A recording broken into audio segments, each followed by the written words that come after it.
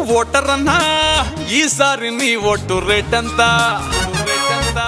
ఏయ్ ఓటర్ అన్నా ఈసారి నీ ఓటు రేట్ ఎంత? నీ లీడర్ ఇచ్చే చీపు లిక్కర్ క్వార్టర్ అంతా, వాడు పిచ్చమేసి 2000 నోటంతా.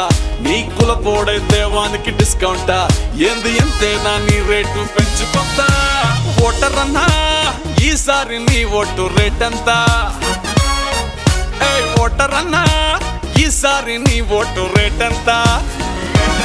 గెలిచేదాకా నిన్ను కాళ్ళు మొక్కి దేవుడు అంటారు, నీ పేరు చెప్పుకొని ప్రసాదాల్ని వాళ్ళే తింటారు. గెలిచి అసెంబ్లీలో ఒకరినొకరు తిట్టుకుంటారు, ఆపై నిన్ను నీ సమస్యల్ని పొందబెడతారు.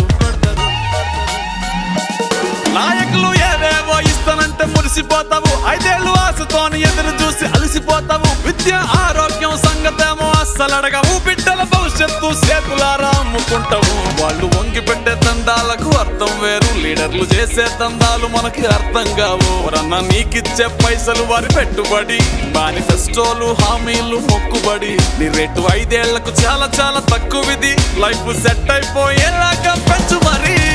ఓటర్ అన్నా ఈసారి నీ ఓటు రేట్ ఎంత?